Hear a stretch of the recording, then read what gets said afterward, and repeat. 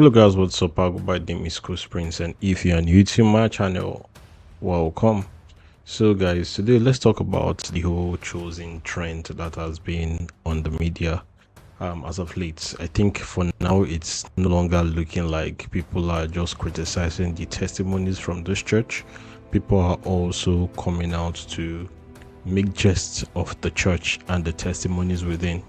So I'm going to share my own take on this, and I'm going to just show you some insights on this and my own stand on the whole choosing trend as at now.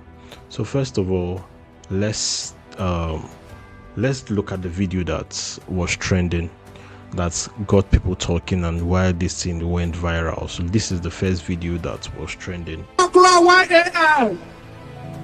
I saw 4 people in the dream. Then cover their head. They carry AK. I don't know the children. They call AK-35. AK-47. Yes, they carry all of 4 of them. They meet me in the dream. Say then they find me since. Then they're waiting for me. Then pay them money to break my legs that I cannot walk again. Why am I walking? I said, who be the person? He said, oh, then do it. Then carry the gun up. When people gather there, say, don't talk. They say, make it don't talk. I said, I lie. My daddy Jesus said, I will talk. Correct. I will talk. I am a choosing. I am a choosing. I am a choosing. You wicked man. Who are you? Correct. Where is God of my pastor power? Then begin shivering. Then begin shivering. I say, oh, yeah, give me the gun. I collect one. I put them for my shoulder. I collect the second. I put them for my shoulder. I collect the third one. I carry it for hand. I'm choosing praise the Lord. Hallelujah. I carry the gun. One woman asked me the gun and collect. No bullet inside. I open it. I see bullets. All of them begin fall down. Say, Mama, forgive them. I said, no. They say, make it shoot me. Now I will shoot you. Yes. They say, make I not shoot them. I said, no, okay. I go carry you go report for my GO. All of them kneel down, begin beg me.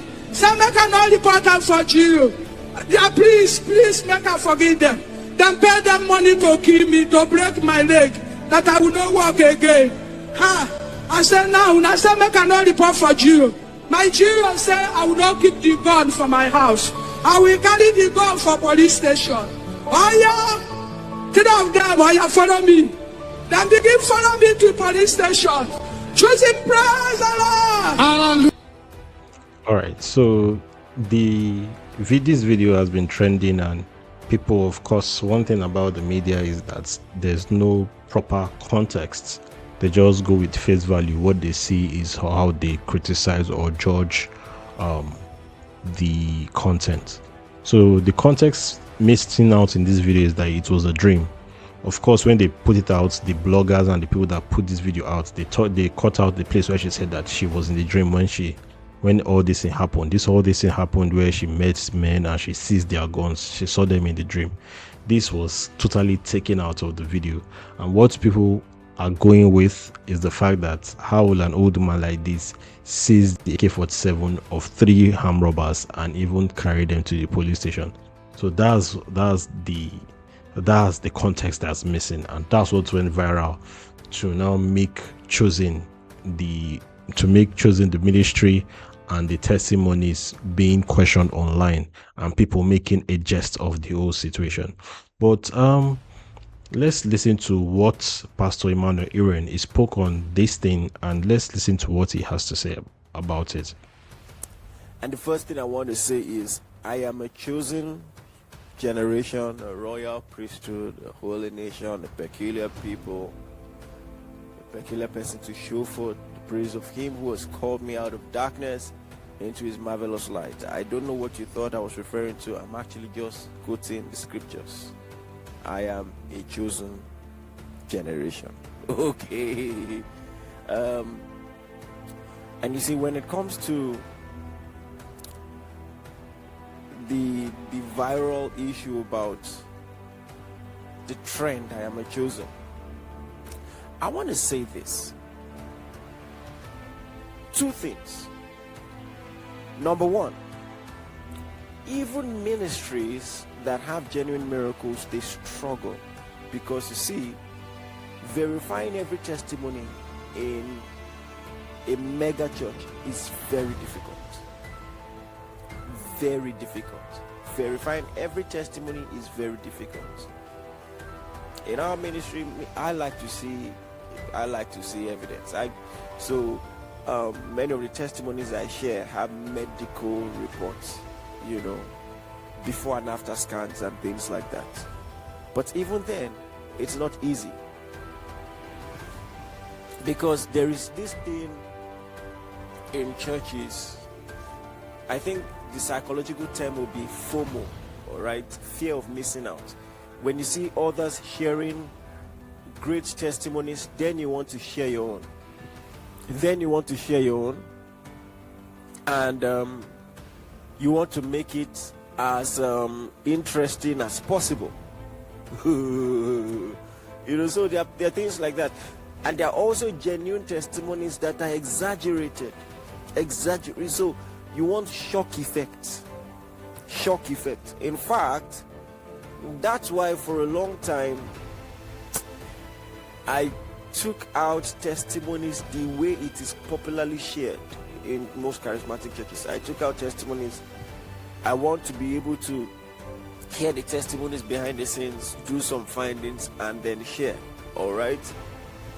It has its pros and cons, because how many people want to go through the rigors of coming to the maybe office or telling someone their testimony so that it will be shared? It doesn't just have the same effect. And if people are coming up, people will be more incentivized, to come up and share their testimonies. But the scrutiny is not as firm, is not as harsh. And don't get me started with some examples.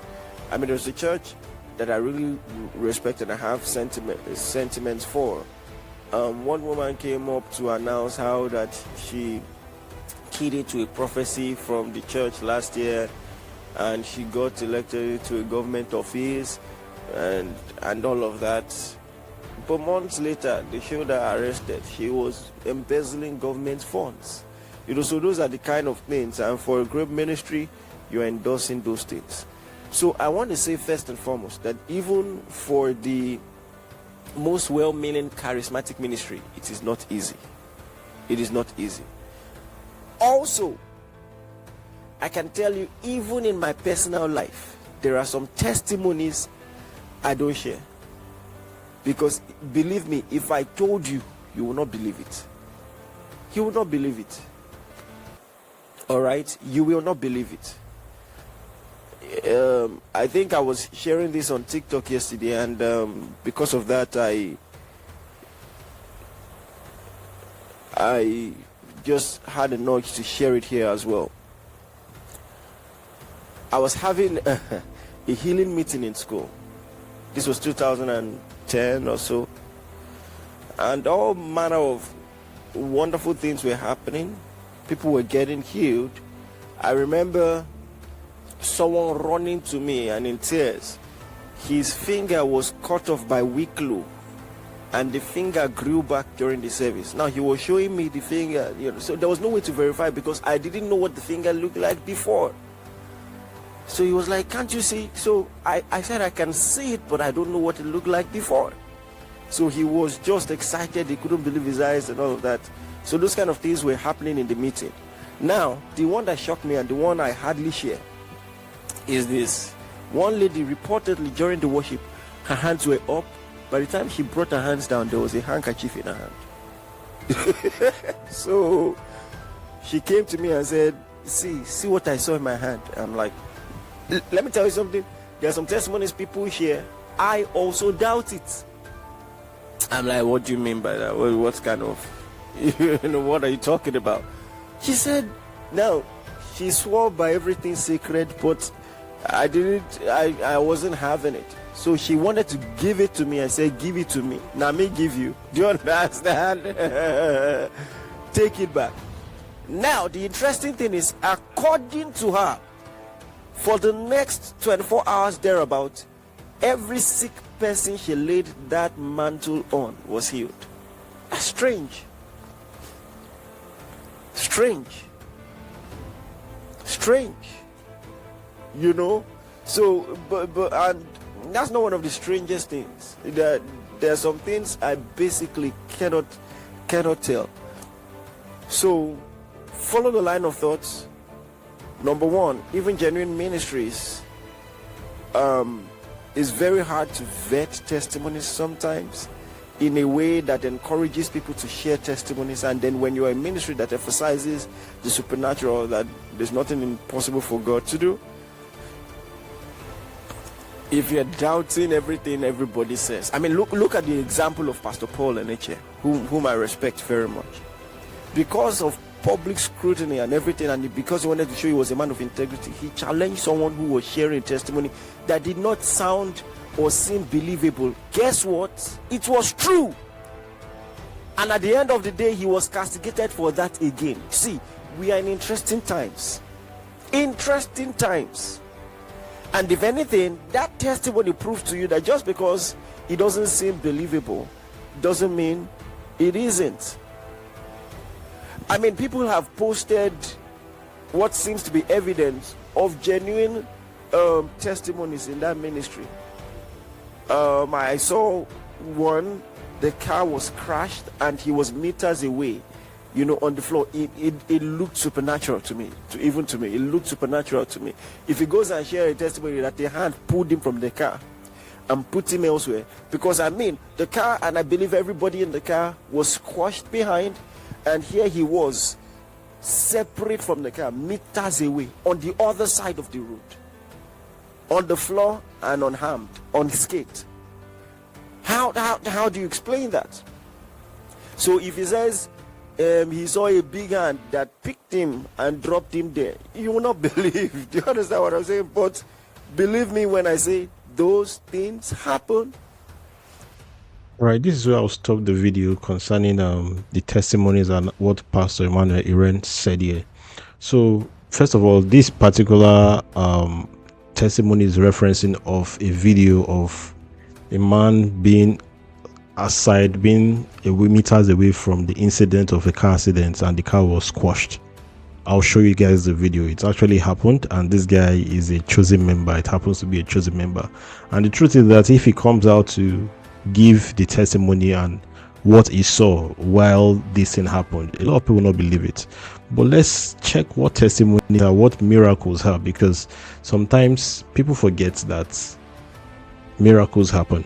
And if you don't believe in miracles, then I don't blame you for chastising chosen members and what they say. But if you do believe in miracles, then I'll question your beliefs and the faith you have, because we need to check what miracles are in the first place. So let's check this out. So according to the Oxford Dictionary says that an extraordinary and welcome event that is not explicable by natural or scientific laws and is therefore attributed to a divine agency.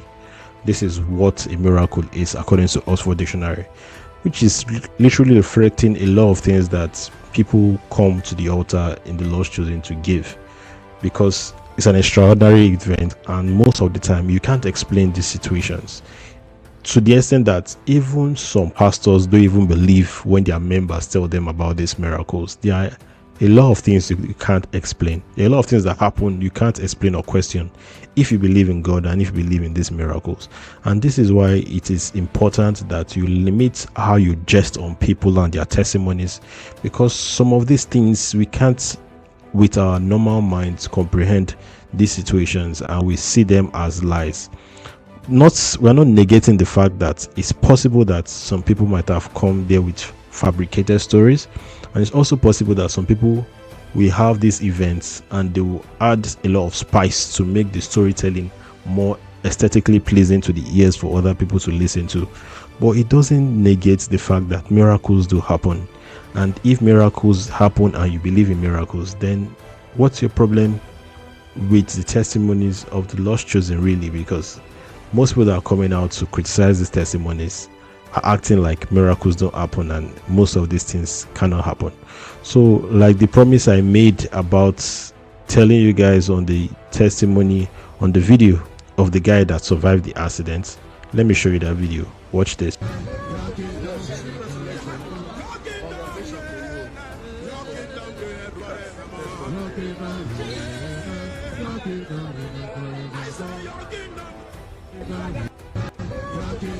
Literally, we can see this man here. He was in that bus that had the accident. You can see his body filled with mud, and it's literally outside the bus, while the bus is squashed and it's in the bush. And someone even showed a part of a corpse on the road. So it means that it was a very fatal and a deadly accident that this guy survived in. Imagine this guy now coming online and explaining and giving his testimonies and what he saw, and people are doubting it and making jest of him. Of course, it's not a good look, and we have a lot of doubting Thomas. We have a lot of people that don't believe in miracles, and this is room for them to just make jest of Christianity and make jest of all these miracles that are really happening and are happening for real. So yes, the Lost Chosen, there are a lot of things that you can question about the members, the way they do their ministration, the way they express themselves. And sometimes because of how the pastor has told them about the apron and everything, about the mantle of God that they are wearing, the apron, they tend to overdo things at times, and I can understand that, but it doesn't mean you should question some of the things they say on the altar and the testimonies, because truly God, the way God works is something you can't comprehend. And one thing I would say is, if you as a Christian, you follow Jerry Eze or you follow all these people, and you are the ones that you wake up in the morning and you are the one that quotes, with God all things are possible, with God all things are possible, then you now come out to question some of these testimonies. It means you don't believe in God and you don't believe in the quote you say, which means all things are possible. If all things are possible with God, it means that most of these testimonies that don't sound ordinary, that sounds very, very fictional and very supernatural, it means that they can also be real, and there is possibility of them being real. So the best thing is not to question or make jest of these people, but just filter it. Take what you feel like you can take from it and let it be. Don't be the type of person that comes online to make jest of these people. You can see that even the testimony that went viral is a testimony that the full context wasn't given to you. It was just the parts where she talked about taking guns from the armed robber. They didn't tell you the parts where she said that it was a dream that she actually fought these armed robbers and seized their guns. It wasn't said there. So I wanted to show you more testimonies from the Lost Chosen where people questioned, but I don't think I'll go into that now. I believe from this, my own take, and from it you can get the little you can get from my own my own take on this. I will suggest and I will advise that, in as much as you don't believe in what the Lord, what's happening in the Lost Chosen and the things and how they and their approach to things or their testimonies, it doesn't mean you should be part of the people that come online to make jest of them or make jest of the work and the things happening there. You don't know what you don't know, and really it's best to leave it at that than to conclude or draw your conclusions that these people are telling lies or these things are too fictional to be true. It's best to just leave it at that. With that being said, tell me what you think about the Lost Chosen and the whole story, and literally just give me your own take. I'll go by the name is School Prince. This is Storyteller Nigeria. Like, comment, share, and I'll see you on the next one. Peace.